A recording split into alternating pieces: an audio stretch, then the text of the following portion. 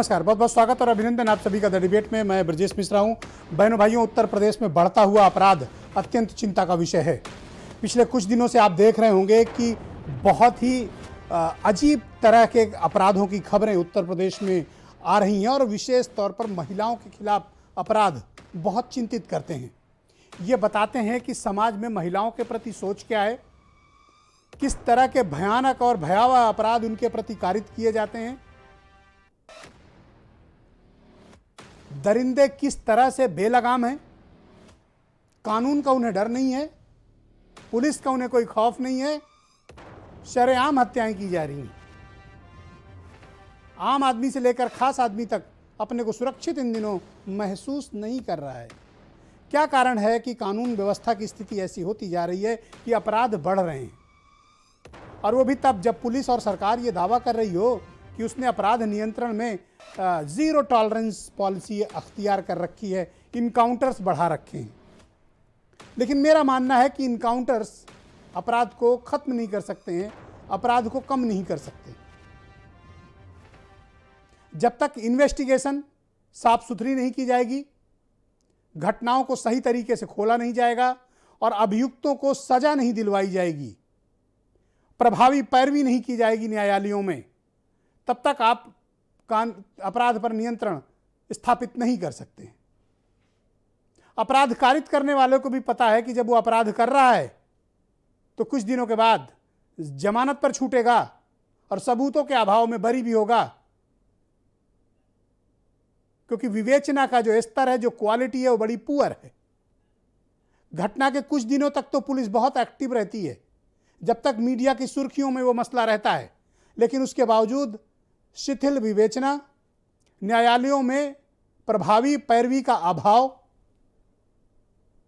यह अपराधियों का मनोबल बढ़ाता है। यह बताता है कि तमाम घटनाओं के बाद, तमाम सरकारों के बदलने के बाद भी पुलिस डिपार्टमेंट ने वो सबक और सीख नहीं ली है जहां पर वो क्वालिटी इन्वेस्टिगेशन करें, प्रभावी पैरवी न्यायालयों में करते और दोषियों को सजा दिलवाते। तो शायद इसका मैसेज समाज में अच्छा जाएगा और लोग अपराध करने से डरेंगे। अपराधियों के मन में इस बात का खौफ होगा कि अगर उन्होंने अपराध किया तो सिर्फ जेल ही नहीं जाना पड़ेगा, उनको उसका दंड भुगतना पड़ेगा और उनको सजा भी मिलेगी। इसी कारण क्राइम पर नियंत्रण उत्तर प्रदेश में नहीं है, क्योंकि मीडिया की हेडलाइन से हटते ही खबरें, इन्वेस्टिगेशन प्रभावित होता है। प्रतिदिन उत्तर प्रदेश में 8 से 9 रेप केसेस दर्ज होते हैं।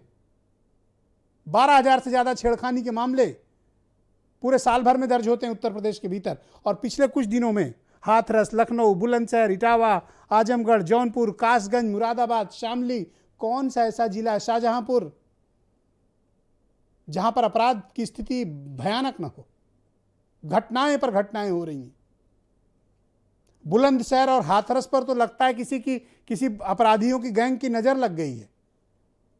शायद ही कोई हफ्ता बीतता हो जब इन दो जनपदों से भयावह घटनाएं प्रकाश में न आती हों। अपराधी तो कर ही रहे हैं, समाज भी महिलाओं के प्रति अपराध में बहुत क्रूर है। आज एक व्यक्ति अपनी बेटी का गला काटकर थाने लेकर पहुंच गया। देखिए, आप विजुअल्स वीडियो देखिए।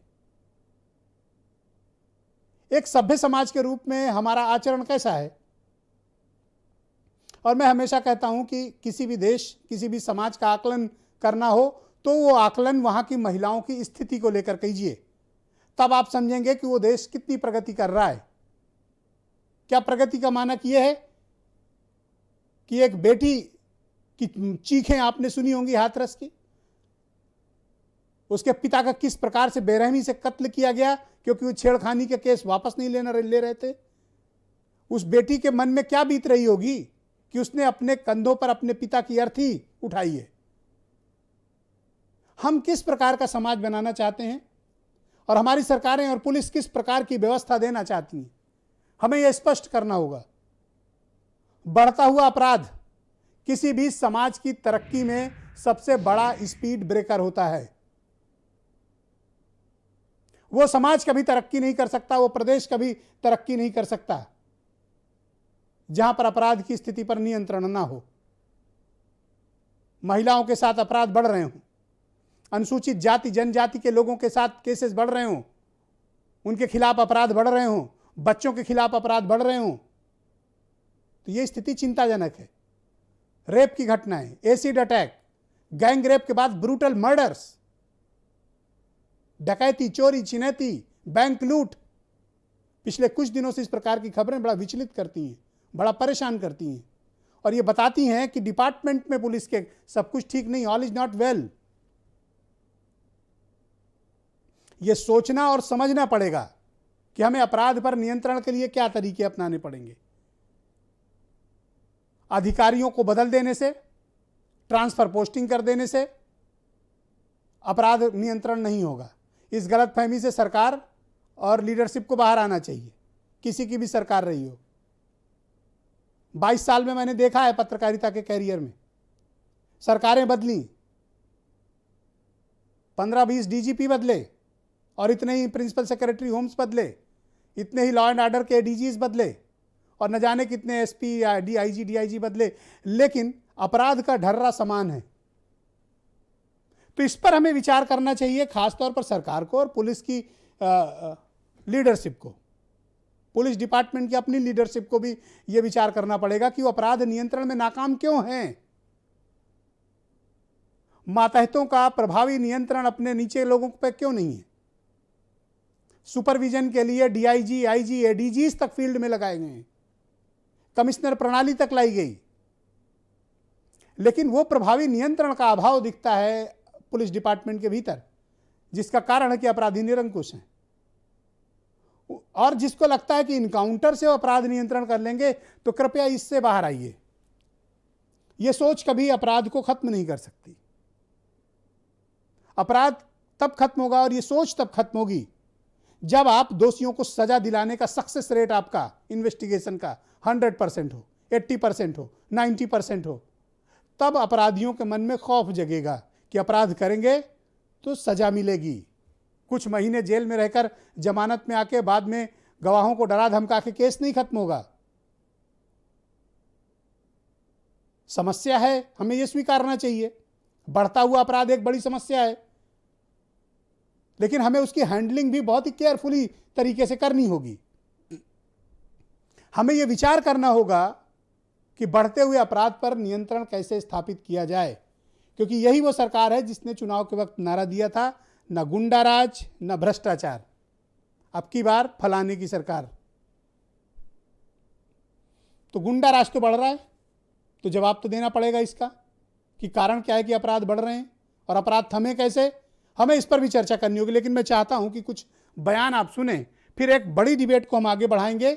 ये समस्या पर भी चर्चा करेंगे और इसके समाधान पर भी आज बात करेंगे। बेटी चिल्ला चिल्ला के कह रही है कि कैसे उसके पिताजी की हत्या कर दी। क्या ये उत्तर प्रदेश है? क्या ये कल्पना कर सकते हैं जो राम राज्य लाने वाले लोग हैं उनके प्रदेश में ये घटना होगी कि उसके पिता की हत्या कर दी छेड़खानी को लेकर के? समाजवादी पार्टी के लोग इस बहन से मिलने जाएंगे। समाजवादी पार्टी का डेलीगेशन बहुत जल्दी जाएगा और जब मैं मथुरा जाऊंगा तो इस परिवार से मैं मिलने जाऊंगा। अपराध चरम पर है उत्तर प्रदेश में। बंगाल में जाके भाषण दे रहे हैं आदित्यनाथ जी कि गुंडे भीख मांगेंगे, हाथरस में गुंडों को गले लगा रहे हैं। ये ऐसा प्रदेश है जहां पर कि बेटी का मजबूर बाप पुलिस में शिकायत करता है तो उसकी हत्या हो जाती है। तो इन लोगों को तो कुछ बोलने का अंधा दे रही है अर्थी को। इससे ज्यादा दुर्भाग्यपूर्ण क्या हो सकता है, आप बताइए। इससे ज्यादा दुखद क्या हो सकता है, पीड़ादायक क्या हो सकता है? ये हाथरस की घटना ने कल इस टोपी के बारे को इस टोपी को फिर से कटघरे में खड़ा किया है। क्या समाजवादी पार्टी का उस अपराधी से कोई संबंध नहीं है क्या? और क्या हर अपराधी के साथ समाजवादी शब्द क्यों जुड़ जाता है? मैं यही पूछना चाहता हूं, क्यों जुड़ जाता है? ये कौन सी स्थिति है? ये कौन सी मजबूरी है? समाजवादी पार्टी के सम्मेलन में उस अपराधी के द्वारा पोस्टर लगाए गए कि नहीं लगाए गए हैं? और समाजवादी पार्टी के अध्यक्ष के साथ लगाए हैं उसने। आप जाके देखिए उस चीज को। तो आज की डिबेट में मेरे साथ कुछ चुनिंदा मेहमान सम्मिलित हो रहे हैं, कुछ थोड़ी देर में जुड़ेंगे। नवीन श्रीवास्तव भारतीय जनता पार्टी से हैं, विवेक साइलेस समाजवादी पार्टी से हैं, सुचि विश्वास कांग्रेस से हैं AK जैन साहब हैं, फॉर्मर DGP रहे हैं उत्तर प्रदेश के, वो भी मुझे मेरे साथ जुड़ चुके हैं। और जानी मानी सामाजिक कार्यकर्ता और महिला हितों के लिए संघर्ष करने वाली प्रीति पांडे मुझे ज्वाइन कर चुकी हैं दिल्ली से। और वीरेंद्र सिंह जी हमारे स्टेट हेड, और थोड़ी देर में असीम वकारे MIM के प्रवक्ता इस कार्यक्रम में जुड़ेंगे। नवीन जी, ये बड़ी चिंता का विषय है कि अपराध बढ़ रहा है, और अपराध में भी विशेष तौर पर महिलाओं के प्रति अपराध बढ़ रहा है। जब आप ये कहते हैं कि क्राइम के प्रति आपकी ज़ीरो टॉलरेंस पॉलिसी है, आप इनकाउंटर पर बिलीव करते हैं, लेकिन उसके बावजूद आप देखें तो मैं तथ्यों पर नहीं जाना चाहूँ क्योंकि बड़ी लंबी फहरिस्त होगी, मैं कितने गिनाऊँ अपराध की स्थिति, इस पर नियंत्रण करने में आप लोग नाकाम क्यों हैं? ब्रजेश जी, जीरो टॉलरेंस की बात आपने की। निश्चित रूप से हमारा जीरो टॉलरेंस है कि उत्तर प्रदेश में अपराध न हो। संगठित अपराधी गिरोहों के खिलाफ हमने लगातार कार्रवाई की है। जहाँ तक बात रही महिलाओं के प्रति अपराध की, तो आपने बहुत अच्छी डिबेट आज शुरू की और गैर राजनीतिक डिबेट शुरू की। आपने उन मूल समस्याओं पर चर्चा करने की कोशिश की जो इस समस्या का समाधान हो सकते हैं। कोई दुर्भाग्यपूर्ण घटना हुई, पुलिस ने प्रभावशाली तरीके से बिना किसी प्रभाव में आए, बिना किसी अपराधी की जात, धर्म, पंथ, मजहब, उसके प्रभाव को देखे कार्रवाई की, गिरफ्तार किया। लेकिन उसके बाद जो भूमिका शुरू होती है वह विवेचक की और उसके बाद अभियोजन की। मैं आपको बताना चाहूँगा कि उत्तर प्रदेश में 2017 में हमारी सरकार बनने के बाद महिलाओं से संबंधित अपराधों के लिए हमने 209 विशेष न्यायालयों की फास्ट ट्रैक कोर्ट की स्थापना की है। हमने अभियोजन में भी अधिकारियों की संख्या बढ़ाई है। और ब्रजेश जी, मैं ये तो नहीं कहूँगा कि हमने 100% केसों में सजा करा दी, लेकिन ऐसे सैकड़ों दृष्टांत हैं कि पिछले कुछ वर्षों में जब से हमारी सरकार बनी है, महिलाओं के प्रति जो अपराध हुए हैं उसमें 1 से 2 महीने के अंदर अपराधियों को आजीवन कारावास, उम्र कैद, 10 लाख रुपए के जुर्माने, इस प्रकार की सजाएं हुई हैं। आपको पता है NCRB का 2019 का डेटा ब्रजेश जी, हमें सब पता है, NCRB के आंकड़े भी पता है। NCRB के आंकड़े को अगर आप भी इसको देखें, देखिए NCRB के आंकड़े की चर्चा हमारे विपक्ष के मित्र जिस प्रकार से कहते हैं अश्वत्थामा मारा गया नरो कुंजरो, विपक्ष के हमारे मित्र 8 रेप केसेस पर डे। नहीं, सुन लीजिए भाई साहब ना, NCRB के आंकड़ों के अनुसार हमारे मित्र कहते हैं कि देश में सबसे अधिक अपराध उत्तर प्रदेश में है, लेकिन वहां पर थोड़ा सा हाइड एंड सीक कर लेते हैं कि आबादी के प्रतिशत के अनुसार उत्तर प्रदेश अपराध की श्रेणी में जी, इसका मतलब ही नहीं है कि वहां ज्यादा यहाँ कम है। 25 नहीं, हम परसेप्शन पर नहीं, परसेप्शन। जब आप NCRB के आंकड़ों की बात करते हैं तो NCRB के आंकड़ों के अनुसार अपराधों की श्रेणी में उत्तर प्रदेश नीचे से 25वें नंबर पे है। इसकी भी चर्चा करनी चाहिए आपको। से नहीं हो जाएगा, आपको यह नहीं, सुन लीजिए, आपको यह भी चर्चा करनी चाहिए कि NCRB के आंकड़ों के अनुसार आंकड़े पर जाएंगे, महिलाओं के खिलाफ हुआ, कितने अपराधियों को सजा हुई है। आपकी सरकार में 132 मामले लेकिन एक चीज में होंगी घटना 132 रेप केसेस। और आपको पता है लास्ट ईयर 2019 में ब्रजेश जी 34 गैंगरेप के बाद मर्डर। अरे ब्रजेश जी, मैं कहां कह रहा हूं कि अपराध शून्य हो गया। आप जिस बात को कल, उस बात का मैं जवाब दे रहा हूं। जब आप कहते हैं विपक्ष की भाषा, जब आप बोलते हैं कि उत्तर प्रदेश NCRB के आंकड़ों के अनुसार देश में सबसे अधिक अपराध को अलग है, तो आप यह क्यों नहीं बताते हैं कि नीचे से 25वें नंबर पे है? यह भी बताया करिए। आप चाहते हैं कि मैं ये कहूं कि अमन चैन का? नहीं, हम ये नहीं चाहते कि अमन चैन हो। आपका जो दायित्व है कि सच को दिखाना। आप अगर ये कहते हैं कि देश में सबसे अधिक अपराध केसेस पर डे हो रहे हैं, तो वह भी सच है, लेकिन आप यह क्यों नहीं बताते हैं कि जो प्रतिशत के अनुसार जो NCRB के आंकड़े बताते हैं उत्तर प्रदेश देश में 25वें नंबर पे है, यह भी आपको बताना चाहिए। करने के बजाय आपको यह भी ब्रजेश जी बताना चाहिए कि उत्तर प्रदेश में पिछले 3 वर्षों में कितने प्रतिशत अपराधियों को सजा हमने दिलाई है, और इसका भी आपको तुलना करना चाहिए। लेकिन फिलहाल मैं नहीं, आपके प्रश्न का मैं जवाब दे रहा था, लेकिन फिर मैं आपकी तारीफ करूंगा कि आपने बहुत सार्थक चर्चा की है कि पुलिस की कार्रवाई, फिर उसके बाद विवेचना, फिर उसके बाद अभियोजन, फिर न्यायपालिका का काम। निश्चित रूप से हम इस माध्यम से ही अपराधियों की मंशा पर कंट्रोल कर सकते हैं। रही बात इनकाउंटर की, तो अपराधी अगर गोली चलाएगा तो पुलिस भी गोली चलाएगी।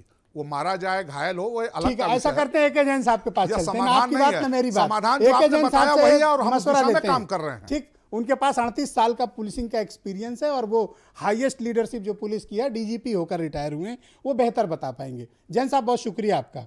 आप मुझे बताइए कि उत्तर प्रदेश में बढ़ते हुए अपराध का कारण क्या है? विशेष तौर पर मैं देखता हूं महिलाओं के प्रति अपराध, क्रूरतम अपराध, बच्चों के प्रति अपराध, और उसके बाद सजा न होना, प्रभावशाली पैरवी न होना कोर्ट में केसेस में, और घटिया विवेचना। क्या कारण आप मानते हैं कि अपराध नियंत्रण न होने के पीछे क्या यही वजह है या और भी कारण हैं? देखिए, जो हाथरस की घटना हुई है या जो भी घटनाएं जिनका उल्लेख किया जा रहा है, ये सभी बड़ी दुर्भाग्यपूर्ण है। इनकी जितनी निंदा की जाए उतना कम है, और इसमें जो भी पुलिस विभाग, सरकार का जो सहयोग इन परिवारों को मिल सके, जितना अधिक से अधिक मिल सके, वो भी कम है जी। इनकी निंदा की जानी चाहिए, और सार्वजनिक रूप से सभी राजनीतिक दलों को मिलकर, सभी देशवासियों को, प्रदेशवासियों को मिलकर उसकी निंदा करनी चाहिए। रही बात इसकी, मैं एक बात जरूर कहना चाहता हूं, जो बात मैंने योगी गवर्नमेंट में देखी है कि एक भी घटना होती है, मुख्यमंत्री स्वयं अपने स्तर से आदेश देते हैं कि इन पे एनएसए लगाया जाए, इन पे कड़ी से कड़ी कार्रवाई हो। इससे ज्यादा और स्टेट गवर्नमेंट का कोई रोल नहीं हो सकता है। बाकी रोल फिर आता है पुलिस विभाग का। पुलिस विभाग को चाहिए ऐसे अपराधियों के ऊपर टूट कर पड़े, चाहे उनका किसी भी राजनीतिक दल से संबंध हो, चाहे वो कितने भी प्रभावशाली क्यों ना हो, कड़ी से कड़ी कार्रवाई उनके विरुद्ध की जाए, और ठोस केस बनाकर, एसआईटी फॉर्म करके ठोस केस बनाकर कोर्ट में चार्जशीट फाइल की जाए, प्रॉपर पैरवी हो। यही एक तरीका है इस प्रकार के अपराधों से डील करने का। पर देखिए ना कि हम ये मानते हैं कि पहले ये मानते थे कि बड़ी घटनाओं के बाद पुलिस लीडरशिप इसके बारे में कुछ सीख लेगी, कुछ सबक लेगी, लेकिन घटनाएं दर घटनाएं हो रही हैं। हम अपनी चीजों से सबक नहीं ले रहे हैं जैन साहब। नहीं, देखिए ऐसा है, ये घटनाएं पहले भी होती रही हैं। मैंने भी बहुत साल सर्विस की है इस प्रदेश में। स्टेट गवर्नमेंट को तब हमें कोसना चाहिए जब स्टेट गवर्नमेंट की तरफ से कोई संरक्षण अपराधियों को दिया जा रहा हो। जब मुख्यमंत्री प्रदेश के खुद ही कह रहे हैं कि एनएसए लगाइए, कड़ी से कड़ी कार्रवाई करिए, तो बाकी दायित्व तो पुलिस विभाग का बनता है, और उनको चाहिए कि मैंने जैसा पहले कहा कि बिल्कुल टूट के पड़े, एनएसए लगाएं, क्या कारण है कि हमारी पुलिस लीडरशिप अपने दायित्वों का पूर्ण तरीके से निर्वहन नहीं कर रही है? नहीं कर रही है। सरकार की मंशा ठीक, मैं आपकी बात से सहमत, लेकिन पुलिस लीडरशिप में क्या प्रॉब्लम है? हमें उस पर खुलकर चर्चा करनी होगी सर। नहीं, पुलिस लीडरशिप में भी मैं कोई प्रॉब्लम नहीं देखता हूं। मैं देखता हूं जो रिस्पांस टाइम है, सारे अधिकारी घटना होते ही भागते हैं। कोई उसमें ये हो कि भाई इसमें लापरवाही कर दी, अपराधी को खुला बाहर छोड़ दिया, उसके खिलाफ समय समय पर निरोधात्मक कार्रवाई नहीं की गई जी, ये तब जो है पुलिस का दायित्व। तो सर ये अपराधियों का मन बढ़ा क्यों है? इतने मनबढ़ क्यों हो गए हैं ये? नहीं, ये कुछ हैं लोग बाग जो मनबढ़ हैं, और इसी को कुचलना पुलिस का काम है जी। इसी को कुचलना प्रदेश सरकार का काम है। और प्रदेश सरकार अगर अपनी पूरी माइट से, अगर पूरी अपनी शक्ति से ऐसे अपराधियों पर प्रहार करेगी, माफियाओं पर, संगठित अपराधियों पर कार्रवाई करेगी, धीरे धीरे प्रदेश का माहौल बदलेगा जी। ऑलराइट, विवेक साइलस मुझे ज्वाइन कर चुके हैं, समाजवादी पार्टी के प्रवक्ता हैं। अपराध की स्थिति कैसी है उत्तर प्रदेश के भीतर, और आपकी पार्टी क्या मानती है कि इस बढ़ते हुए अपराध के पीछे का वजह क्या है? देखिए ब्रजेश जी, सबसे पहले जो मुख्यमंत्री योगी जी ने कहा सदन में, तो उनको ये भी बता देना चाहिए था कि योगेश राज और शिखर अग्रवाल कौन थे जिन्होंने इंस्पेक्टर सुबोध सिंह की हत्या की थी, उनको शहीद किया था। आज पॉलिटिक्स की बात ना करें, हम लोग इस पर केंद्रित करें कि अपराध क्यों बढ़ रहा है, कैसे रोका जाए, समाधान क्या है। अपराध इसलिए बढ़ रहा है क्योंकि भारतीय जनता पार्टी अपराध को थामने में बिल्कुल टोटली फेल हो चुकी है। जिस तरह से थाने बिक रहे हैं, जिस तरह से ट्रांसफर पोस्टिंग में पैसे लिए जा रहे हैं, तो क्या आप एक्सपेक्ट करेंगे कि पुलिस आपके लिए काम करेगी? वो तो वसूली में लग जाएगी। जैसे आपने कई जगह देखा, बाकायदा लिस्ट निकलती है थानों से कहां से कितना पैसा आ रहा है। जब पुलिस इस तरह से काम करने लगेगी तो ना ही अपराधियों में खौफ रह जाएगा और ना ही पुलिस वालों को सरकार का खौफ रह जाएगा। तो ये तो भारतीय जनता पार्टी के स्वयं विधायक भारतीय जनता पार्टी पे आरोप लगा चुके हैं, चाहे वो श्याम प्रकाश हो, हरदोई के विधायक, उन्होंने भी कहा वो भारतीय जनता पार्टी के विधायक थे, ना भ्रष्टाचार ना ही इतना हमने अपराध कहीं देखा। पर एक बात बताओ, इतने इनकाउंटर हो रहे हैं फिर भी अपराधियों के मन में डर क्यों नहीं है? और ऐसे जी, अगर नेशनल ह्यूमन राइट्स कमीशन को आप देखें तो सबसे ज्यादा नोटिस जो है उत्तर प्रदेश को दी गई है, और सबसे ज्यादा फर्जी एनकाउंटर जो है जो उत्तर प्रदेश में ही हुए हैं। सबसे ज्यादा कस्टोडियल डेथ जो हुई है नेशनल ह्यूमन राइट्स कमीशन के हिसाब से वो उत्तर प्रदेश में ही हुई है। सुप्रीम कोर्ट भी कह चुका है उत्तर प्रदेश में गुंडा राज है। मैं पहले भी कह चुका हूं ब्रजेश जी, ये भारतीय जनता पार्टी की सरकार उत्तर प्रदेश में लॉ एंड ऑर्डर को संभालने में पूरी तरह से नाकाम है। पर यही तो आरोप आपके ऊपर लगा था जब आप सत्ता में थे। मैं तो कह रहा हूं, तो नारा तक दिया था आपके खिलाफ। जी बिल्कुल। देखिए मैं ये नहीं कह रहा था। आपके समय भी कानून व्यवस्था कोई राम राज्य नहीं कायम था। बिल्कुल, मैं इस बात को मानता हूं। आपकी सरकार में भी बड़े क्रूरतम अपराध होते थे। देखिए, अपराध हर सरकार में होते हैं, लेकिन अगर भारतीय जनता पार्टी और उत्तर प्रदेश की जो आज की सरकार चल रही है, मैं आप पे और जितने करोड़ों चैनल जो दर्शक जो आपके चैनल को देख रहे हैं उन पे छोड़ रहा हूं, वो बता देंगे आज उत्तर प्रदेश की क्या हालात है, किस तरह से लूट, बलात्कार, हत्या और अपहरण में उत्तर प्रदेश नंबर 1 हो चुका है। जैसे कि आपने अपनी रिपोर्ट में बताया कि 12 बलात्कार उत्तर प्रदेश में रोज होते हैं। ऐसी स्थिति ब्रजेश जी कभी नहीं थी। हम लोग ने भी कल्पना की थी कि हो सकता है कुछ अच्छा हो जाए, लेकिन कहीं कहीं दूर दूर तक योगी आदित्यनाथ जी की सरकार ने जो वादा करके आए थे वहां पे कहीं भी खरे देखो, आप लोग कितने भी दावे कर लो, लेकिन मैं अपने अनुभव बताऊं और अभी जैन साहब से तस्दीक भी कराऊंगा। तभी आईजी लखनऊ हुआ करते थे।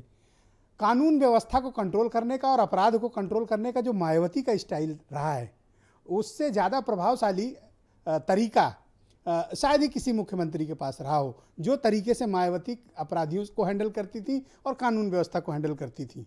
जैन साहब बताइए, अपने अनुभवों को जरा बताइए आप। नहीं, उनका अपराध नियंत्रण बहुत अच्छा था। मैंने जो मेरा एक्सपीरियंस है वो बता रहा हूं। कभी भी मुझे किसी भी अपराधी को बचाने के लिए कभी भी किसी स्तर से नहीं कहा गया, और बिल्कुल खुली छूट थी कि अपराधियों के खिलाफ कार्रवाई करिए। हाँ, ये जरूर रहता था कि जो कुछ पॉलिटिकल अपराधी हैं उनके खिलाफ कार्रवाई करने से पहले मुख्यमंत्री जी को और थोड़ा सा सूचना अवश्य दे दें, जिससे उनको पता रहे और वो भी अपने स्तर से कार्रवाई कर सकें। अदरवाइज जो है पूरा फ्री हैंड था। नहीं, उच्च अधिकारियों में भी डर रहता था कि अगर अपराध हुआ तो वो उन पर कार्रवाई कर देंगी, इस कारण वो नीचे ठीक रखते थे सिस्टम। नहीं, ठीक है, मैं 4 बार आईजी जोन लखनऊ रहा जी। कभी भी मैंने इसको फील नहीं किया कि किसी अपराधी को बचाने के लिए कभी कहा गया हो, और यही एक सही तरीका है। सुचि विश्वास मुझे ज्वाइन कर चुकी हैं, कांग्रेस की सीनियर प्रवक्ता है। फिर मैं प्रीति पांडे का रुख करूंगा। सुचि विश्वास जी, आपको क्या लगता है कि महिलाओं के प्रति इस बढ़ते हुए क्रूरतम अपराध की वजह क्या है? दूसरा, क्या पुलिस अपने दायित्वों का ठीक से निर्वहन नहीं कर रही है? सरकार ने जो वायदे किए थे वो वायदे क्या पूरे नहीं हो रहे हैं? और इन सब के पीछे की वजह आप क्या मानती हैं? अपराध पर नियंत्रण कैसे किया जाए? देखिए, उत्तर प्रदेश के यशस्वी मुख्यमंत्री भारतीय जनता पार्टी के स्टार प्रचारक और पोस्टर बॉय भी हैं, तो उनकी प्राथमिकता सदा से केरल में हदिया का लव जिहाद का मामला था, जैसे वर्तमान में वो पश्चिम बंगाल पर केंद्रित हैं। और जो भारतीय जनता पार्टी की फहरिस्त है देश भर में सद्भाव को नष्ट करने के जितने उनके ऑब्जेक्ट्स हैं, उसके शिखर पुरुष श्रीमान योगी आदित्यनाथ जी हैं। तो वो देश के सबसे बड़े सूबे उत्तर प्रदेश पर केंद्रित ही नहीं हो पाते हैं, और पुलिस तो चालान काटने के लिए है। बाकी नगर निगम के स्कैम्स हो या फिर स्मार्ट मीटर्स हो, जनता की वसूली की प्रक्रिया जारी है। तो जब सरकार की प्राथमिकताओं में ही महिलाओं की सुरक्षा, युवाओं के लिए रोजगार इत्यादि है ही नहीं, तो ऑब्वियस सी बात है कि सब कुछ अपने सहारे है। और सरकार कितनी कर्मठ है, तो मैं पुनः आपको वो हाथरस और बुलंदशहर और विकास दुबे, क्योंकि सरकार की पॉलिसी एक तस्वीर है जिसने मुझे व्यक्तिगत रूप से बहुत विचलित किया, बहुत दुखी किया और अफसोस भी हुआ मुझे देखकर। मतलब बहुत इमोशनल कर देने वाली तस्वीर की एक बेटी अपने पिता की अर्थी को कंधा दे रही है, जिससे छेड़छाड़ की शिकायत पर उसके पिता को गोली मारकर हत्या कर दी गई। वो तस्वीर लोग भूल नहीं सकते।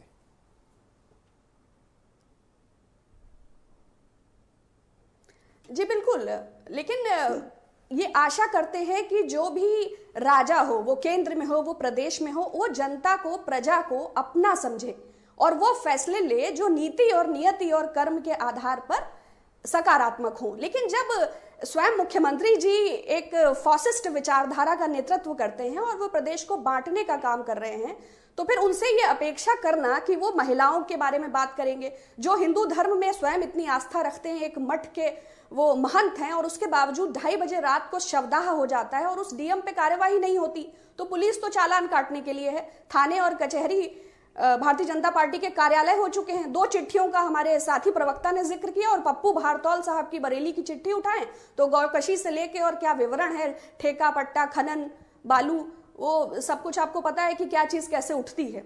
तो सरकार नैतिकता का भी अतिक्रमण कर रही है और नागरिकों के अधिकारों का भी। लेकिन अब ज्यादा समय शेष नहीं है, ये जो जंगल राज है योगी जी का, अब बहुत ज्यादा इसमें समय शेष नहीं है। 23 करोड़ जनता उनके आह्वान को शीघ्र प्रत्युत्तर पर मैडम करेगी। ये भी तो बताइए कि आप लोग भी तो सिर्फ ट्वीट और करके महिलाओं अपने के लिए तो दायित्वों आप का निर्वहन कर लेते हैं। विपक्ष लॉ एंड ऑर्डर या बढ़ते हुए अपराध को कोई बड़ा मुद्दा नहीं बना पा रहा, जिसके लिए बार बार नवीन जी मुझे कोसते हैं। देखिए, विपक्ष पर तो हजारों मुकदमे हैं।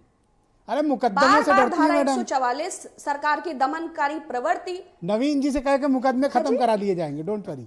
आप जारी रहिए, गो अहेड प्लीज।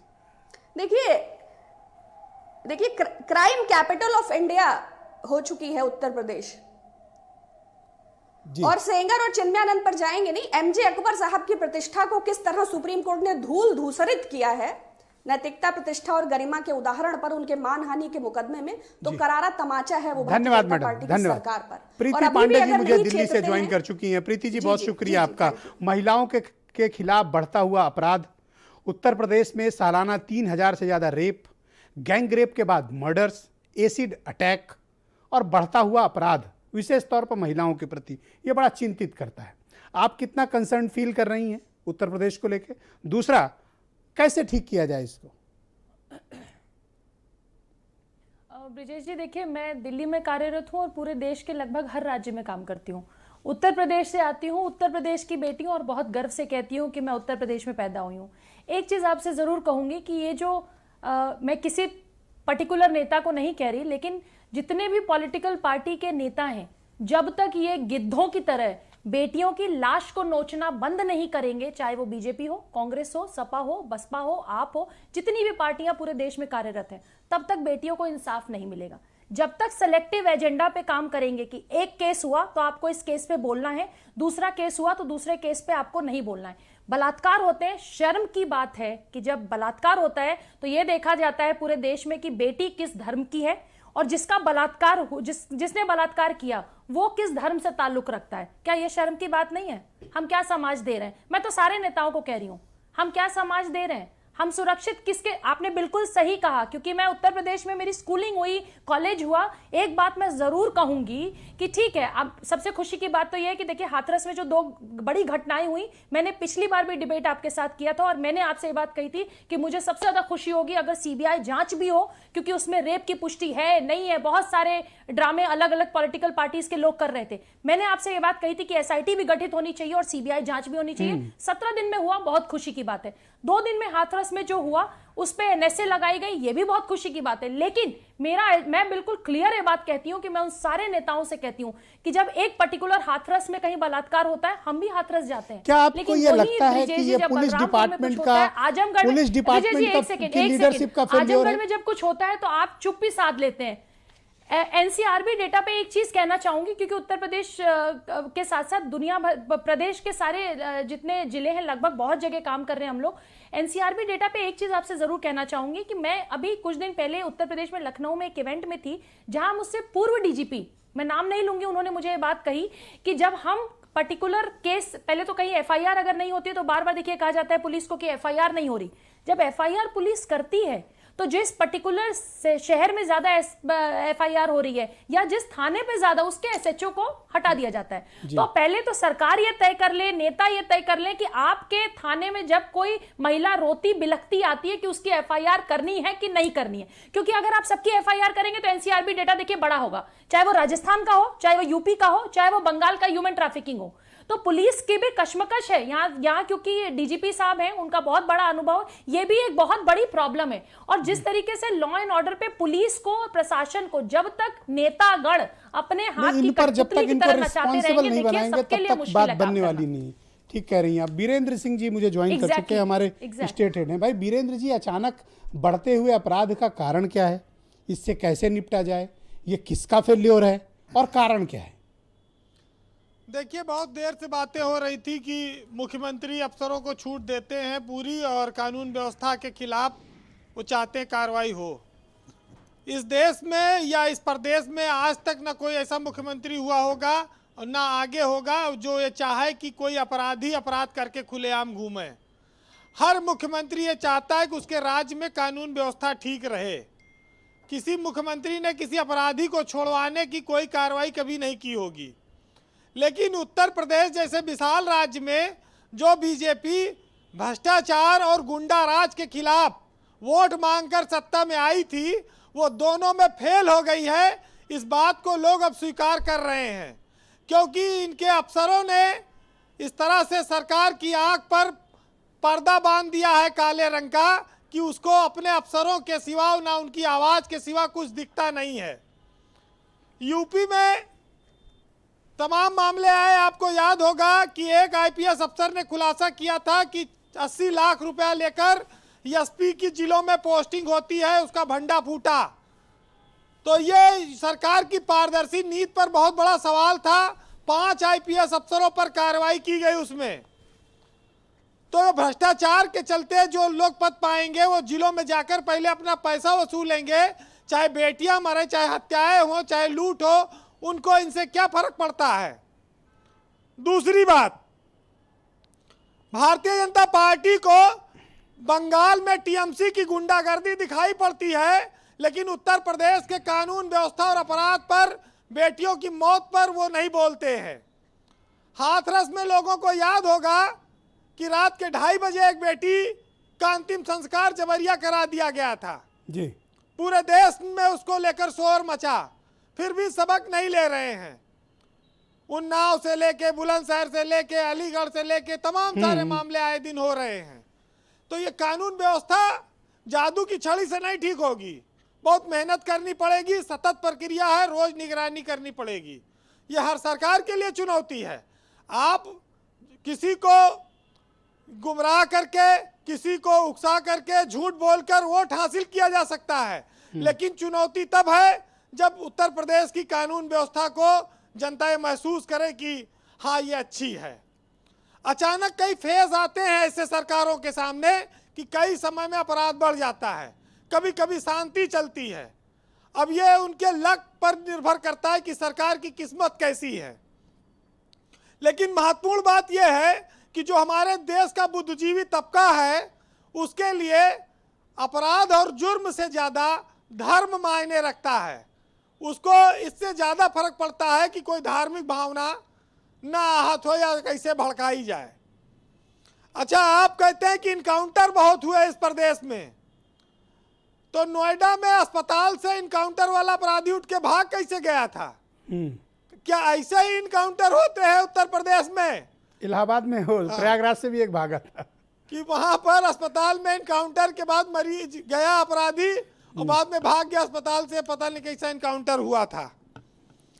तो कुल मिलाकर ये है, देखिए कि हमारे समाज में ये चुनौती बहुत रही है, खास तौर से महिलाओं की सुरक्षा और बेटियों की रक्षा। नारी शक्ति के नाम पर तमाम सारे अभियान चलते हैं, तमाम फोर्स बनाई गई, पिंक पेट्रोल चलता है। सरकार कोशिश लाखों कर रही है, लेकिन बदनामी हाथ आती है। ये क्यों होता है, ये तो अब उनको खुद सोचना होगा। लेकिन समस्या इस बात की है कि जो अन्याय के खिलाफ आवाज उठाते हैं, सरकार उनको कितना महत्व देती है, क्योंकि अधिकारी अपने चश्मे से मामले को गोलमोल करके बताएंगे। पुलिस का काम है कि हर घटना को मिनिमाइज कर दीजिए। अगर चोरी 10 लाख की है तो उसको 50,000 की बताइए। अगर लाठी डंडे चल गए हैं तो उसको 324 मामूली मारपीट में दर्ज करिए, एनसीआर बनाइए। तो लोगों में स्वाभाविक है कि समस्या, जब इस देश का सबसे बड़ा स्टेट है, तो जब हम विभिन्न चीज़ों में पुरस्कार लेते हैं, पहले नंबर का सबसे ज़्यादा खाद्यान्न पैदा कर दिया, सबसे ज़्यादा आवास बना दिया, तो सबसे ज़्यादा जुर्म में भी हम अवार्ड पाएंगे, उसमें कौन बड़ी बात है? वहाँ फिर छुपाने से क्या फ़ायदा? ठीक कैसे किया जाए? कारण आपको क्या लगता है, क्या तरीके अपनाए जाने चाहिए? आप तो बड़े विचारवान पत्रकार हैं। देखिए, ठीक होना प्रकृति और ईश्वर के हाथ में है। सरकार ईमानदारी से कोशिश कर सकती है। ये बात सही है कि कोई भी सरकार आवे वो अपने अफसरों पर निर्भर होती है। जिस एसपी को जिले में भेजेगी वो जाके वसूली करने लगता है, तो वो फिर दूसरे को भेजती है, दूसरा वही करने लगता है, तीसरे को भेजती। तो सरकार के पास ऑप्शन कम होते हैं, ये समस्या है। और जैसे तो क्या अफसर हावी हैं सरकार पे, ऐसा माना जाए? ये तो हमेशा से इस सरकार में लोग देख रहे हैं कि जिलों में डीएम एसपी का विधायक सिर पर टक्के मर जाए, कोई सुनने वाला नहीं है। कार्यकर्ताओं की हालत दयनीय है, संगठन परेशान है, वहां शिकायतों का अंबार लगा है। कौन संगठन? बीजेपी परेशान है? बीजेपी के संगठन के नेता वो परेशान घूमते हैं। भाई थानेदार मसला तो गंभीर है। विधायकों का कुर्ता तक फाड़ डाले हैं इसी सरकार में, अलीगढ़ में जी आए दिन बवाल है। तो जनप्रतिनिधियों के सामने जनता की सिफारिश करना, सही गलत के लिए लड़ना पड़ता है, उनकी मजबूरी है। लेकिन जब प्रशासन, पुलिस, तहसील, डीएम, एसपी उनकी सुनवाई नहीं करेंगे तो स्वाभाविक है लोग कुंठित होंगे, नाराज होंगे और दिखेगा कन्फ्लिक्ट। जी बीरेन जी, लेकिन देखिए, कोई संगठन खुश रहे नाराज रहे ये महत्वपूर्ण नहीं है। महत्वपूर्ण ये है कि हम अपने समाज में अपने नागरिकों की सुरक्षा के क्या प्रबंध करते हैं, हम अपनी महिलाओं और बेटियों का कितना ख्याल करते हैं, सम्मान करते हैं, और उनके साथ होने वाली घटना पर कितना तेजी से पुलिस काम करे। ये संवेदनशीलता का मामला है। ये दावे के साथ नहीं कहा जा सकता कि कौन सरकार आएगी और इसको सही कर देगी। लेकिन बीजेपी को ये बहुत अहंकार था कि वो गुंडों पर बड़ा दमन कर गुंडे अपराध छोड़कर भाग जाएंगे, प्रदेश छोड़कर चले जाएंगे। लेकिन इस तरह के अपराध बीजेपी नहीं रोक पाई। उसके राज में भी खूब अपराध चरम पर है। अब वो भाई उनको लगता है कि जातीय समीकरण के हिसाब से अधिकारी रखो, डीजीपी रखो, प्रमुख सचिव रखो और तमाम चीफ सेक्रेटरी रखो, तमाम इस सब इक्वेशन में लोग भीड़े पड़े हैं, तो कानून व्यवस्था कौन संभालेगा? जी बीरेन जी, बहरहाल हम लोगों को समाज में जागरूकता लाने की कोशिश करनी चाहिए। और इतनी भीड़ है, 25 करोड़ की आबादी का ये प्रदेश है जहां पुलिस का संख्या कम है। सरकार लाख कोशिश कर ले, क्राइम जब रोजगार नहीं होगा, जब लोगों के पास नौकरी नहीं होगी, जेब में पैसा नहीं होगा, तो क्राइम कौन रोकेगा? क्राइम कोई नहीं रोक पाएगा। चलिए 4 लाइन में मैं कहता हूं, सरकारें बदलती रहती हैं, लोग कहते हैं ये सरकार आएगी बहुत अच्छा काम करेगी। बीजेपी की सरकार देखने के बाद अब लोगों का मिथक टूट गया है। जुर्म वही, बस किरदार बदल गया, और खबर वही, बस अखबार बदल गया, और सत्ता के प्यादे आज भी सरेआम नीलाम हैं, और कीमत बस वही है, ठेकेदार बदल गया। बहुत बहुत शुक्रिया वीरेन जी, बहुत बहुत धन्यवाद आपका अपने जोरदार इनपुट्स के लिए। नवीन श्रीवास्तव जी का रुख करते हैं। भाई नवीन जी, क्या कारण है, क्या वाकई में जो बीरेन जी की इस बात से सहमत हुआ जा सकता है कि अधिकारी आपकी सरकार पर हावी हैं, यहाँ तक कि बीजेपी के कार्यकर्ताओं और संगठन की भी नहीं सुनी जाती? इसमें कितनी सच्चाई है?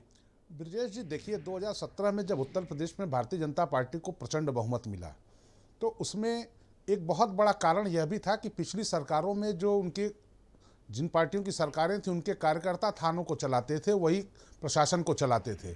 जनता ने हमें इसलिए नहीं दिया था वोट कि हमारा कार्यकर्ता थाना चलाए, गौ तस्करी कराए, ठेकेदारी करे, इसके लिए नहीं दिया था। जो जनता से जुड़े हुए मसले हैं, जो सही चीज़ें हैं, उसकी सिफारिश होती है, उसके काम भी होते हैं। रही बात, देखिए ब्रजेश जी, बहुत गंभीर चर्चा थी। हम हाथरस की घटना की चर्चा कर रहे हैं। एक घटना और हुई जिसमें एक व्यक्ति ने अपनी पत्नी और 2 बेटियों की भी हत्या कर दी, एक छोटी बच्ची की हत्या हुई। इन कारणों पर भी हमें देखना पड़ेगा। रही बात अपराधियों के नियंत्रण की, तो ब्रजेश जी आप भी लखनऊ में इतने वर्षों से हैं, मैं भी लखनऊ में हूँ। 2017 में हमारी सरकार बनने के पहले इसी लखनऊ की सड़कों पे आपने देखा होगा 7-7, 8-8 गाड़ियों के काफिले, राइफलें निकली होती थी, खतरनाक चेहरे उनसे झांकते रहते थे। यह भी लखनऊ में हम सब ने देखा है। आज इस बात को तो आप स्वीकार करेंगे कि इस पर रोक लगा है। मैं जिस शहर का रहने वाला हूं, वहां पर कुछ बड़े लोगों का नाम लेने में लोग गर्व महसूस करते थे कि मैं उनका करीबी हूं, उनका आदमी हूं। आज उसमें से कोई व्यक्ति सड़क पर दिखाई नहीं देता है। यह हमने किया है और भी हम कर रहे हैं। हमारी सुशील जी ने योगी जी के देश भर के दौरों पर चर्चा की, प्रदेश बांटने वाला बताया, उनको फासिस्ट भी बताया। सुशील जी, हमें यह गर्व है कि हमें उत्तर प्रदेश में योगी आदित्यनाथ जी के ऐसा नेता मिला है जिसकी पूरे देश में स्वीकार्यता है। जहां भी उन्होंने दौरे किया वहां भारतीय जनता पार्टी को सफलता मिली है। अफसोस यह है, आपने कहा प्रदेश बांटने वाला कहा, लेकिन अफसोस है कि देश को उत्तर और दक्षिण में बांटने वाले आपके नेता के जहां कदम पड़ते हैं वहां पे आपकी पार्टी हार जाती है। तो यह आपका दुर्भाग्य है। हमारा सौभाग्य है कि हमें योगी आदित्यनाथ जी ऐसा नेतृत्व मिला है। रही बात महिला सशक्तिकरण की, हम इसको स्वीकार कर रहे हैं कि अपराध शून्य नहीं हुए हैं, अपराध को हम कम कर रहे हैं। और ब्रजेश जी ने बहुत अच्छी चर्चा की कि पुलिस की कार्रवाई के बाद जो विवेचना और अभियोजन का पक्ष है, जिसको सामान्यतः लोग इग्नोर करते हैं, उस पर किसी का ध्यान नहीं हेडलाइंस जाता है। हटी और ध्यान हटा नहीं, लेकिन हम इसलिए दे रहे हैं कहता हूं कि ब्रजेश जी। विवेचना क्वालिटी हमने लगी। अभियोजन विभाग में, जैन साहब बेहतर जानते होंगे, पिछले 3 वर्षों में हमने भर्तियां की हैं। उत्तर प्रदेश पुलिस में हमने सिपाहियों और सब इंस्पेक्टर्स की 1.5 लाख से अधिक भर्तियां की हैं हम। और सबसे बड़ी चीज ब्रजेश जी, जिन विषम परिस्थितियों में ये हमारे पुलिस के लोग रहते थे, उनके दफ्तर, वो हमने 4,000 करोड़ रुपए पुलिस लाइनों की बैरक, चूंकि अगर हम सुविधाएं भी नहीं देंगे। देखिए अभी क्या है, इलेक्शन ईयर स्टार्ट हो गया, 9 महीने के बाद उत्तर प्रदेश में चुनाव है, लोग आपसे सवाल पूछेंगे कानून व्यवस्था पे, आपके पास कोई समाधान होना चाहिए। आपके पास क्या है समाधान इसका? नहीं, निश्चित रूप से ब्रजेश जी, हम कानून व्यवस्था को ठीक कर रहे हैं और जनता इसको महसूस भी कर रही है। फर्क जो मैंने आपको बताया, ये लखनऊ में आप जहां बैठे हैं, पूरे प्रदेश इस बात का फर्क है। आज मैंने ये भी देखा कि एक व्यक्ति को 25 गोलियां मारी गई इसी लखनऊ में अभी पिछले महीने। हाँ, 25 उसकी गोलियां बॉडी में 42 छेद मिले। उसमें ब्रजेश जी कार्रवाई हुई, एक बॉडी में 42 छेद। जी हाँ, वो अपराधियों के बीच की लड़ाई थी, लेकिन हमने कार्रवाई की। कहां से गिरफ्तारी, किसी ने सरेंडर कर दिया दिल्ली में जाके, उसके खिलाफ भी कार्रवाई हुई। तो लगातार उसमें जो बड़े बड़े नाम है, उनके खिलाफ भी एनबीडब्ल्यू जा रहा है, उनकी भी तलाश हो रही है। हमारी सरकार में एक बहुत, आपने कहा जो जीरो टॉलरेंस, हमारा जीरो टॉलरेंस ये है कि अगर किसी ने अपराध किया है तो उसके खिलाफ हम सख्त कार्रवाई करेंगे।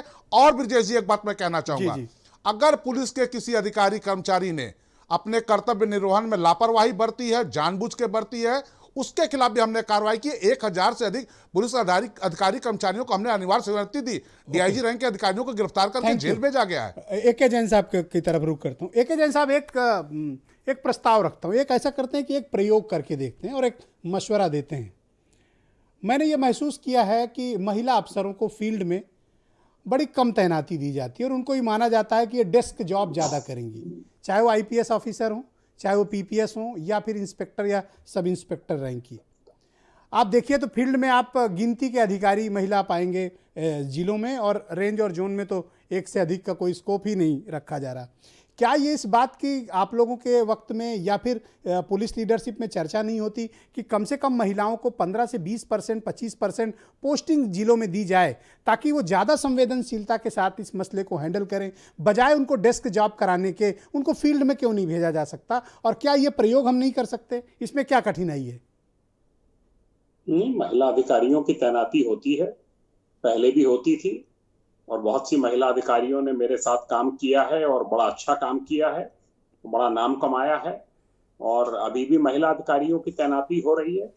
मैं नहीं समझता कि कोई बायस है कि महिला अधिकारियों को तैनात ना करो, ये काम नहीं करती हैं। नहीं, मैं बायस के अप्रोच की बात नहीं कर रहा, मैं कह रहा हूं सर इनको फील्ड में ज्यादा तैनाती मिले, एक प्रयोग करके देखा जाए।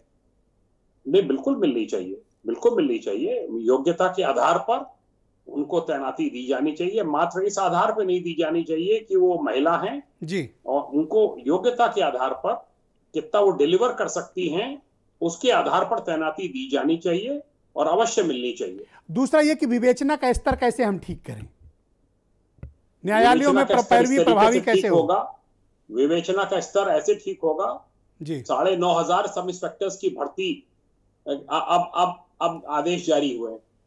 9,500 सब इंस्पेक्टर्स की जब आपको मिल जाएंगे ट्रेनिंग के बाद, विवेचना के स्तर में सुधार हो जाएगा। मैं बहुत दिनों से इस बात को कहता रहा हूं। अभी सुप्रीम कोर्ट ने एक आदेश किया है जिसमें यह कहा गया है कि विवेचना के स्तर को सुधारने के लिए कुछ जुडिशियल मजिस्ट्रेट्स तैनात किए जाएंगे, जो कि निगरानी करेंगे कि विवेचना किस स्तर की हो रही है, कहां कहां कमी है। मैं इसका विरोध करता हूं। पहले हमारे अभियोजन अधिकारी ब्रीफ बनाते थे, हर तफ्तीश में एक ब्रीफ बनता था जी। जब मैं ASP था, CO था, तो हम लोग उनको भेजते थे, वो पॉइंट वाइज बनाकर भेजते थे कि इन पॉइंट्स पे तफ्तीश दोबारा की जाए, ये और बिंदु सम्मिलित किए जाए। प्रोसिक्यूशन को अलग कर दिया गया और बस अब सीधी विवेचना करता है, SHO और उनको CO को गया और वहां से कोर्ट चला गया। तो ये व्यवस्था लागू होनी चाहिए दोबारा की अभियोजन के ब्रीफ बने और अभियोजन को इसमें बहुत जोरदारी से जोड़ा जाना चाहिए जी, बजाय इसके कि जुडिशियल मजिस्ट्रेट तैनात कर दिए जाएं, जो कि जुडिशियल मजिस्ट्रेट पुलिस की विवेचना का निस्तारण करेंगे। वो तो करते ही हैं बाद में, चार्जशीट फाइनल रिपोर्ट को तो वो उस पर ऑर्डर करते ही हैं। तो करेक्ट ये होना चाहिए उनको। और अधिक विवेक से साइलेश अधिक जी, आप powers- मुझे बताइए कि क्या बढ़ते हुए अपराध को रोकने में ये कैसे नाकाम हो गए? देखिए, सबसे पहले जैसे वीरेंद्र सिंह जी ने बताया था कि जब तक ये मोटे पैसे लेके ट्रांसफर पोस्टिंग नहीं बंद होगी तब तक अपराध आप कैसे रोकेंगे? जो पैसा देके जिला पाएगा वो तो पैसा जाके अपना वसूलेगा, और वसूलेगा किससे? अपराधियों से या गलत कामों से। तो जब तक इस पे अंकुश नहीं लगेगा तब तक अपराध नहीं रुक सकता। एक रिपोर्ट ब्रिजेश जी और आई थी कि यहाँ से जब नोएडा जाते हैं आईपीएस खास तौर से, तो उनके लिए गेस्ट हाउस बना है, वो गेस्ट हाउस में नहीं रुकते हैं, वो लोग 5 स्टार होटल में रुकते हैं। कौन रुकवाता है? कहाँ से पैसा आता है जहाँ 20-20 हजार रुपए के एक रात के कमरे होते हैं? ये भी रिपोर्ट आई थी। तो भ्रष्टाचार तो एकदम परिकाष्ठा को पार कर चुका है हर जगह। सिर्फ ये नहीं कि शमशान घाट में दलाली हो रही है, हर जगह यही चुनावी मुद्दा है जी। क्या इसको आप चुनावी मुद्दा बनाएंगे? बिल्कुल, अपराध तो सबसे बड़ा मुद्दा है। पूरी जनता त्राहिमाम कर रही है, इससे ज्यादा अपराध तो कहीं हुई नहीं। भारतीय जनता पार्टी खुद विधायक खुद कह रहे हैं, बलिया के विधायक ने क्या बीजेपी कहा? कहेगी कि आपके समय भी अपराध था, तब क्या जवाब दीजिएगा? ब्रजेश जी, बलिया के विधायक ने क्या कहा? उनके एक सांसद वीरेंद्र सिंह मस्त पे लगा दिया आरोप। खुद भारतीय जनता पार्टी के विधायक ने किस तरह से वो वहां पर लैंड एक्सट्रॉक्शन कर रहे हैं, पैसा वसूली कर रहे हैं, क्या क्या कर रहे हैं बलिया के अंदर। ये तो सुचि उनके विश्वास जी, विधायक आप खुद का मुझे कहना है। बताइए कि बढ़ता हुआ अपराध इतना, इसकी वजह क्या है और इसका कारण क्या है? एक तो ये बताइए, दूसरा समाधान क्या हो सकता है जहां महिलाएं और बेटियां खुद को सुरक्षित महसूस करें? सुझाव क्या हैं आपके? देखिए, अगर समाज के तौर पर बात करेंगे तो फिर सिविक सोसाइटी में सभी नागरिकों का दायित्व है कि समाज में भाईचारा हो, सद्भाव हो। लेकिन जब चयन होता है और एक डेमोक्रेटिक प्रोसेस है तो लोग ये सोचकर वोट करते हैं कि हमें एक बेहतर सरकार मिलेगी, और सरकारें ये वायदा करके, जैसे भारतीय जनता पार्टी ही आई कि भाई अपराध पे नियंत्रण करेंगे, कानून व्यवस्था, और नतीजे आप देख रहे हैं, चाहे पेट्रोल प्राइसेस हो, चाहे एलपीजी सिलेंडर्स हो। दूसरा, एजुकेशन। जब तक बेसिस में एजुकेशन नहीं होगी, एम्पावरमेंट नहीं होगा, जब तक इवेंट मैनेजमेंट और सेल्फ प्रमोशन एंड ब्रांडिंग का काम, क्योंकि बीजेपी ने चाहे केंद्र में समय हो चाहे 5 वर्ष इधर हो, जो काम किया है उसमें सिवाय सेल्फ प्रमोशन के कुछ किया ही नहीं है। आत्ममुग्ध और अहंकारी प्रधानमंत्री और प्रीति पांडे ने एक तो उनकी मुद्दा उठाया, प्राथमिकता कभी भी क्या जनता है ही उस नहीं। मुद्दे पर भी चर्चा होनी चाहिए कि सिलेक्टिव एजेंडा के तहत अपराध को बड़ा प्रोपोगेंडा फैलाया जाता है, जाति और धर्म देखकर अपराध पर विपक्ष टीका सभी राजनीतिक दलों पर उन्होंने आरोप लगाया। क्या आप इससे सहमत हैं? बिल्कुल बिल्कुल बिल्कुल, एकदम 100%।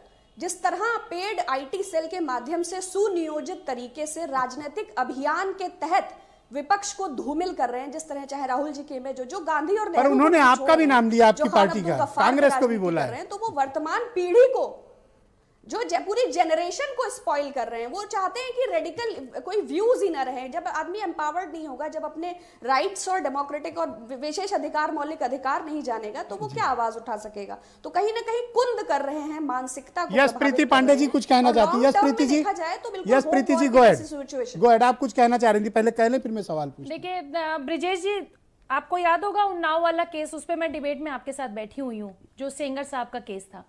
सेंगर के केस में भी बहुत सारे लोगों ने हम लोगों को कहा कि, क्योंकि मैं यूपी में, मैं नई दिल्ली में रहती हूँ, तो बहुत सारे लोगों ने उस केस में भी घुमाने की कोशिश की, बेटी पे ही आरोप लगाने की कोशिश की, बेटी को ही आवारा बच्चलन बोलने की कोशिश की और नेताजी को बचाने की कोशिश की। आखिरी दम तक हम उन्नाव में सेंगर के खिलाफ लड़ते रहे।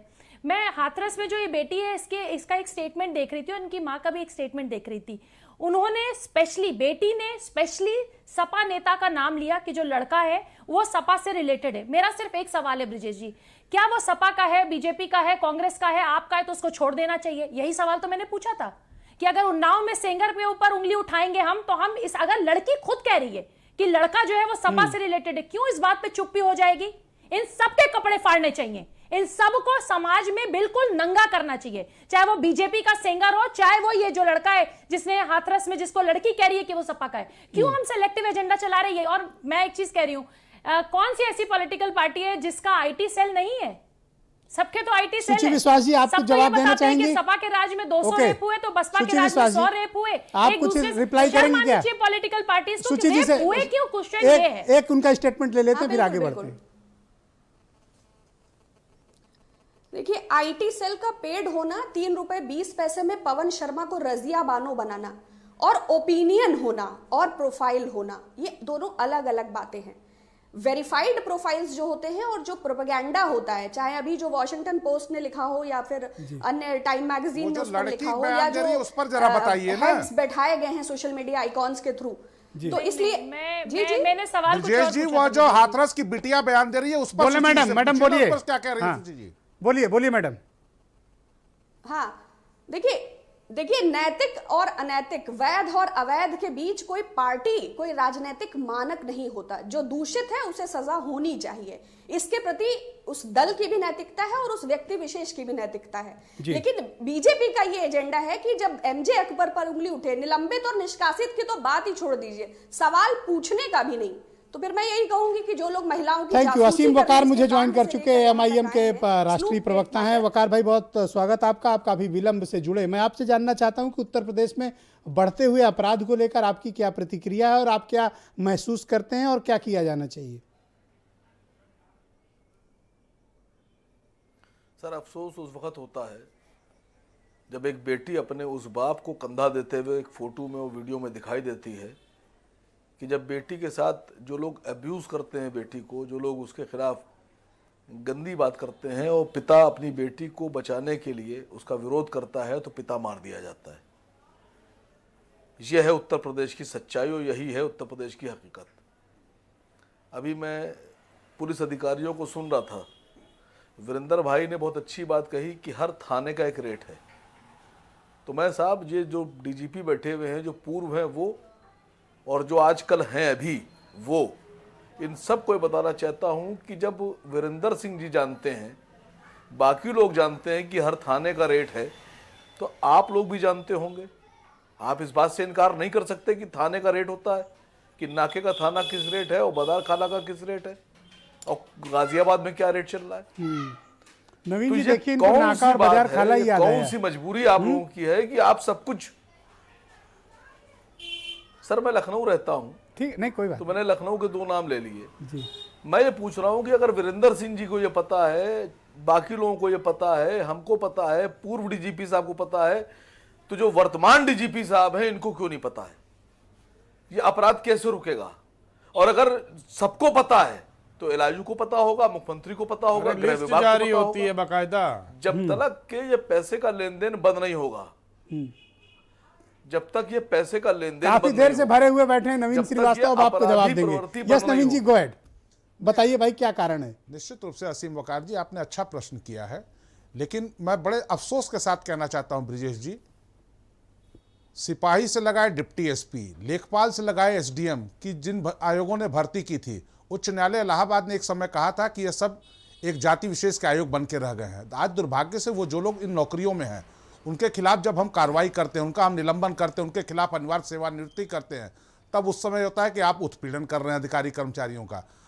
आपकी वसीम वकार साहब बात कुछ हद तक सही है, कुछ जगह भ्रष्टाचार के मामले हैं, या हम ये नहीं कह रहे हैं कि भ्रष्टाचार 100% खत्म हो गया है, लेकिन जहां भी ऐसी चीजें संज्ञान में आई हैं, हमने निश्चित रूप से कार्रवाई की है कि शायद पहली बार आप असीम वकार से सहमत हैं। नहीं, असीम वकार साहब के राष्ट्रीय अध्यक्ष जी ओवैसी साहब का आज मैं अहमदाबाद का एक वीडियो देख रहा था, जिसमें एक बिटिया की हत्या उसके पति ने कर दी थी मार के।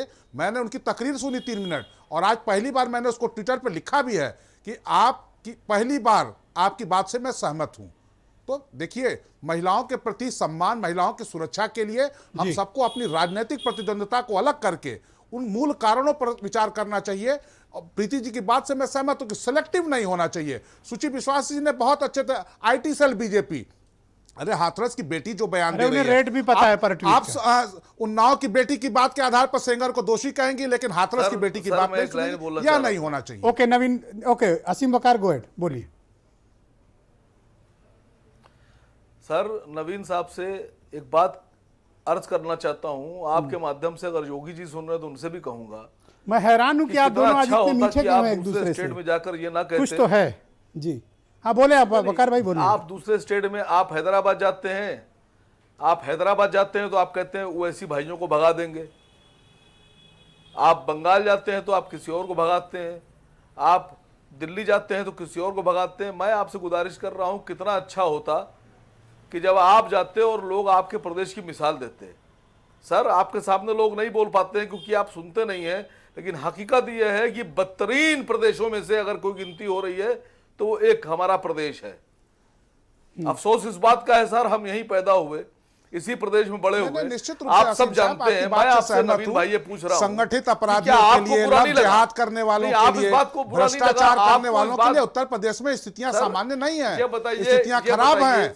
सर जो लोग जालीदार टोपी लगा के लाल टोपी वालों के संरक्षण में बात- हजारों करोड़ की संपत्तियों के मालिक बने What do you mean by उनके जालीदार उत्तर टोपी? प्रदेश ये बदतरीन प्रदेश हो सर, गया मैं है। ये कैसा उत्तर कमेंट है? प्रदेश से जो बस लोग के बिना भ्रष्टाचार इन करते लोगों थे का काम नहीं उनके चलता, खिलाफ भी विजय उत्तर जी, प्रदेश विजय बदतरीन हो गया साहब, है। जब तक हिंदू उत्तर प्रदेश में मुसलमान, जो जब अपराध तक करेगा पाकिस्तान, निश्चित रूप से लेके जो डिबेट भी धन्यवाद, हमारे बहुत बहुत पाकिस्तान शुक्रिया, देगा, तो कृपया ना इसके लड़िए। लिए उत्तर प्रदेश मैं समझ अच्छा गया, राज्य नहीं है। कहीं और और ले हम जाए। चाहते भी नहीं है धन्यवाद, कि ऐसे लोगों के धन्यवाद। लिए उत्तर प्रदेश अच्छा बहुत राज्य बहुत बने। शुक्रिया, बहुत बहुत शुक्रिया।